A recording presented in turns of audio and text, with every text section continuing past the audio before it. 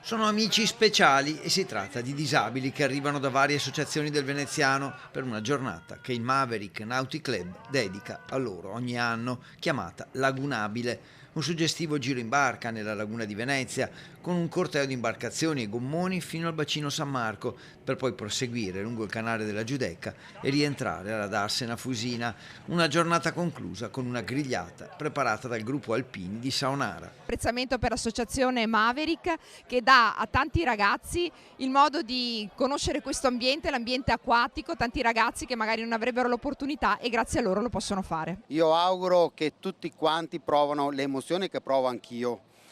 perché sono veramente grandissime. Quello che noi facciamo a questi ragazzi oggi sono dei piccoli miracoli, ma non lo diciamo noi, sono le loro famiglie che lo dicono